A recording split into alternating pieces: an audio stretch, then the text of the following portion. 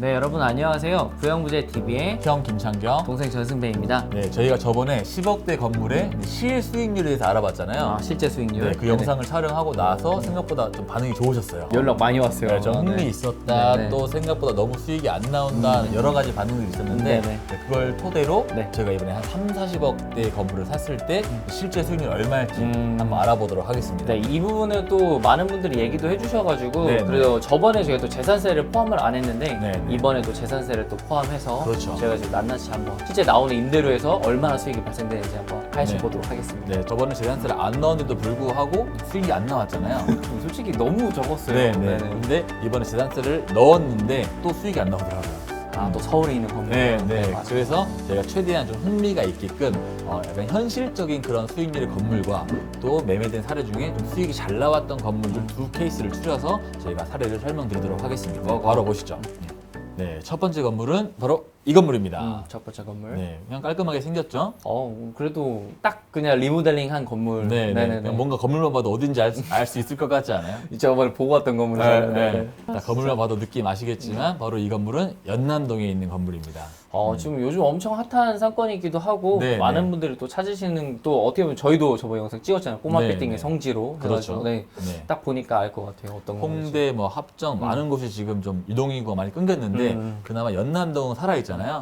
그때도 좀 놀랐던 게 코로나 때문에 좀 침체돼 있었다고 홍대 음. 상권 그렇게 알고 있었는데 연남동 상권은 생각보다 사람이 많아가지고 네, 네. 그것도 조금 놀라웠습니다. 네, 그 연남동에서 이제 동진시장 가는 길 골목에 있는 코너 건물인데 네, 이 건물은 얼마에 거래가 됐냐면 총 36억에 거래가 되었어요. 36억. 네네네. 36억에서 이제 총 빼야 될 거는 취득세 약 1억 6,560만 원 정도를 빼고 또 등기 비용은 약 0.2%로 계산을 했을 때 네. 720만 원 제외 또 중개 수수료도 0.9로 계산을 했을 때 최대 요율로 했을 때. 네네. 3,240만 원을 제외하고 또 이제 보증금은 이거부터 플러스가 되는 금액이죠. 그렇죠. 보증금은. 네네. 보증금은 이제 1억 2천이 있었고 이제 이분은 매입하실 때 36억 건물인데 24억의 대출을 받고 매입을 하셨습니다. 엄청 많이 받으셨네요. 많이 그래도. 받으셨죠? 네네네. 네, 이제 수익률이 나오다 보니까 대출이 나왔던 것 같아요. 거의 한 60-70%그 가까운 데 받으신 것 같아요. 네, 약 70% 정도의 이제 비율로 대출을 받으셨는데 네네네. 총 현금 투자 금액은 12억 8,520만 원이었습니다. 12억 8천을 투자하셨다. 네, 네, 실 네. 투자 금액은. 네, 네네네. 그 정도로 투자를 하셨을 때 월 임대료는 관리비 포함 950만 원이 나왔습니다.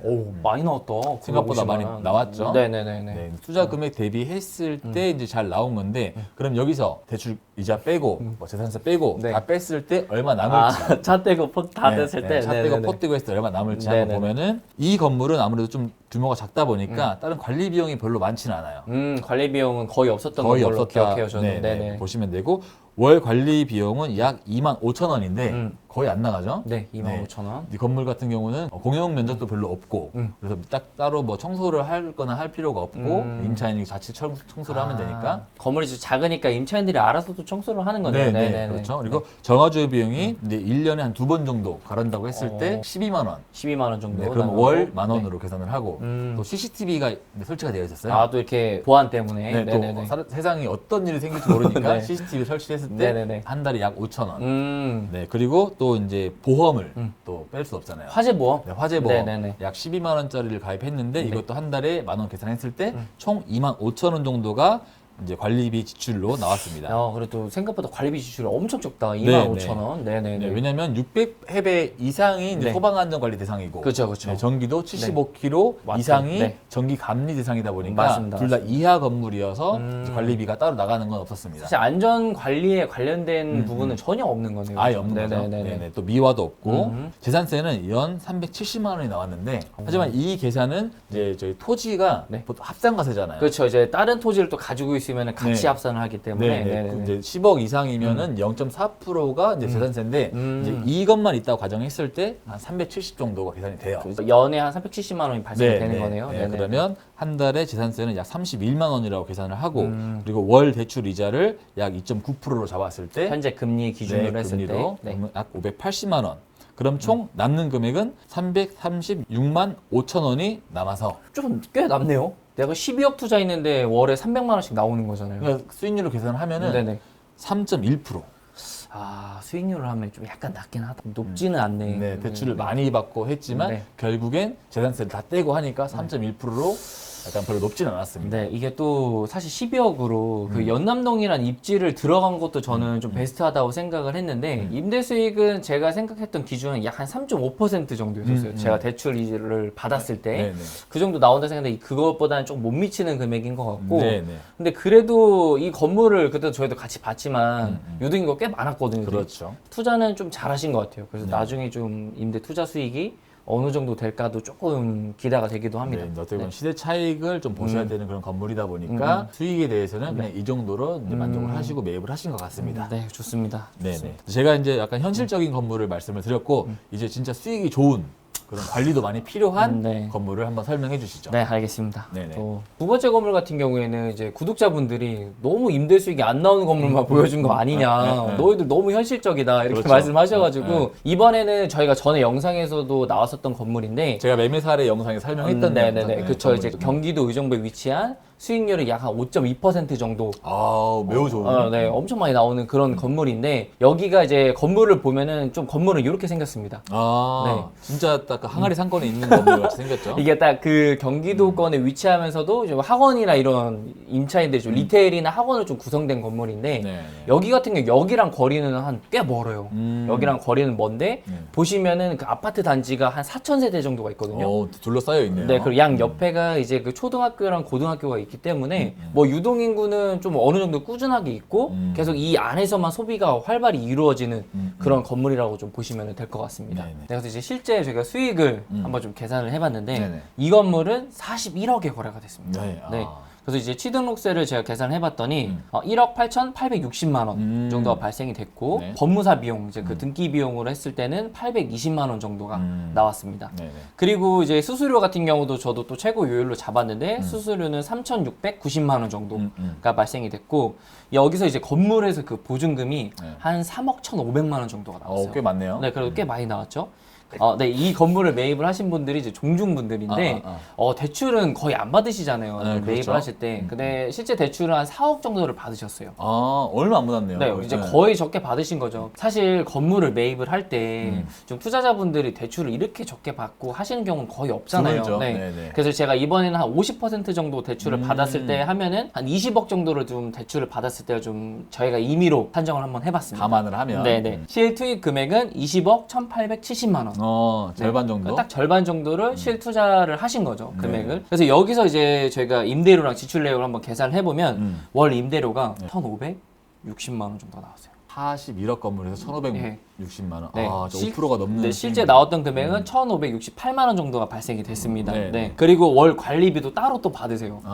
관리비가 추가로 200만 원 정도가 들어옵니다. 근데 관리비랑 그러면 임대료랑 하면 1,700 이상이 네, 들어오는 1,760만 원 정도가 되어 있는데 이 건물은 사실 좀 규모가 있다 보니까 네. 관리를 할 게 상당히 많았어요. 많아집니다. 네. 여기 저 전기랑 수도 같은 경우에는 임차인들이 알아서 이제 안문으로 다 진행을 했었었고 일반적으로. 네, 그러니까 임차인들이 다 내는 거예요. 거기 나오는 본인들이 사용한 금액들은. 근데 여기서 건물주분들이 이제 추가로 나가야 될 비용들은 전기 안전 관리. 그렇죠. 네, 10만 원이 나갔고 그리고 이제 엘리베이터도 한 약 20만 원 정도가 발생이 됐고 네네. 이제 소방 안전 관리도 한 10만 원 정도가 발생이 됐습니다. 그래서 여기서 이제 외주 용역을 줬기 때문에 그 화재 보험 같은 경우에 따로 들지는 않으셨다고 해요. 네, 네네. 개별적으로 다 임차인들이 들었던 건물이고 네. 이 건물은 좀 제가 좀 특이했던 게 사실 청소랑 그 건물 안에서 관리해 주시는 관리인분이 계시거든요. 네네. 근데 금액이 75만 원 정도밖에 안 되세요. 너무 저렴하게 네, 계시네요. 근데 이제 그게 어떻게 하냐면은 그 앞에서 근무하시는 분이래요. 마트에서 근무하시는 분을 이게 계속 상주하시는 건 아니고 왔다 갔다 이제 쓰시는 걸로 하셨다고 하더라고요.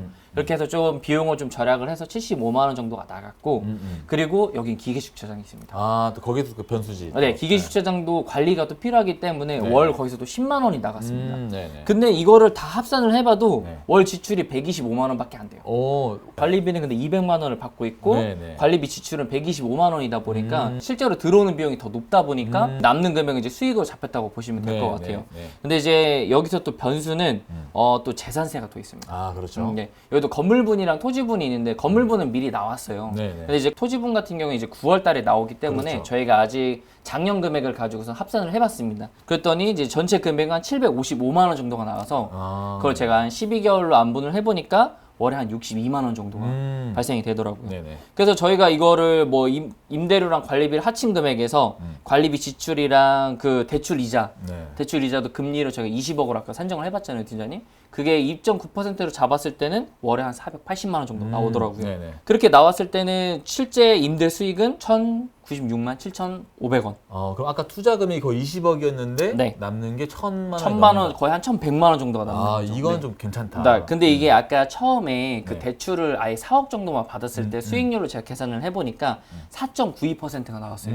막상 매입하신 분들 네. 입장에서는 근데 이거를 저희가 대출을 임의로 20억을 넣었잖아요. 실제 대출을 그렇게 넣어보니까 실제 수익률은 6.5%까지 올랐어요. 6.5%. 네. 실제 투자 금액이 좀 많아지면은 임대 수익이 좀 그만큼 떨어지잖아요. 그렇죠. 그러니까 좀 어떻게 보면 좀 적절한 대출도 좀 저는 필요하다고 조금 느꼈었던 부분인 것 그렇죠. 같아요. 대출 20억 받으니까 수익률 6.5%고 네. 받기 전에는 한 4.9% 정도. 네. 네. 근데 또 여기서 또 중요한 거는 사실 저희가 원래는 서울 쪽을 좀 투자 얘기를 많이 하잖아요, 팀장님. 그렇죠. 근데 이 경기도에 있는 건물은 저희가 뭐 투자성이 너무 높아서 좀 말씀을 드린 게 아니라 임대 수익이 정말 높기 때문에 이 정도 건물에 이 정도 임대 수익이 나왔을 때 실제 어느 정도 지출이 됐는지를 알아보려고 하는 거기 때문에 네, 그 부분을 좀 감안해서 보셨으면 좋을 것 같습니다. 네네. 네네. 네, 선생님 오늘은 저희가 또 이제 서울에 이제 30억대 건물과 이제 경기도권에 이제 40억대 이제 수익을 알아봤잖아요. 네. 네. 실제 수익을 좀 알아보니까 이거를 좀 알아보니까 또 팀장님 생각하시기에 또 어떤 것 같아요? 첫 번째 했던 사례는 그게 그나마 좀 현실적인 사례였던 것 같아요.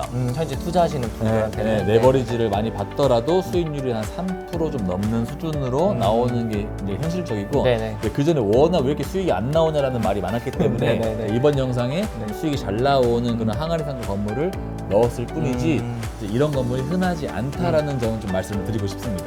네, 그래서 이제 저 같은 경우는 오늘 좀 영상을 이렇게 좀 준비를 하면서 느꼈던 거는 딱 두 가지 정도인 것 같아요. 일단 첫 번째 같은 경우에는 이 경기도권에 제가 영상을 준비를 했지만 제가 실제 투자를 추천을 드리는 분들은 전 서울에 좀 투자를 하셨으면 좋겠다는 생각을 한번 했고 그렇죠. 그리고 이제 두 번째 같은 경우에는 적절한 대출도 필요할 것 같다라는 생각을 좀 했어요. 네. 네, 왜냐하면 너무 대출을 이용 안 하고 저의 현금 투자량을 좀 늘리다 보면은 이게 좀 부담되는 부분도 있고 그렇죠. 실제 저희가 수익률을 계산해 보니까 거의 한 2% 정도 차이가 나잖아요. 그렇죠. 네, 이런 부분에서도 대출을 이용하지 않으면은 조금 제가 손해를 보는 듯한 느낌을 받았어요. 현재 빌딩 시장에선 그렇습니다. 네, 그렇기 때문에 좀 투자를 하시는 분들도 너무 과하지 않는 선에서 좀 적절하게 좀 투자를 이제 대출을 받아서 투자를 하시는 게 어떨까 이렇게 한번 생각을 한번 해봤습니다. 네. 네네. 저번 영상에서 이야기했지만 빌딩 투자는 수익률에 관련된 투자가 아니라 정말 현금 가치가 떨어지는 것을 방어하기 위한 인플레이션 해지라는 느낌이 강하다는 점, 현재 시장이 그렇게 돌아간다는 점을 한번 인지하셨으면 좋겠고 그 점 감안하시면서 수익률에 대한 생각을 좀 낮추시고 빌딩을 보시는 게 어떻나 저는 생각을 합니다. 네, 이제 실제 임대 수익과 이제 투자 수익의 좀 적절한 조화. 네. 뭐 물론 이거를 다 지키기는 좀 어렵겠지만 네, 네. 팀장님 말처럼 좀 그거를 좀 조화를 이루는 게 조금 더 좋을 것 같습니다. 네, 제가 네. 봤을 때는. 네, 여러분 오늘 영상은 여기서 이제 마무리하도록 하고요. 저희 또 다음 영상으로 찾아뵙도록 하겠습니다. 네. 네, 하나, 둘, 셋. 안녕. 안녕.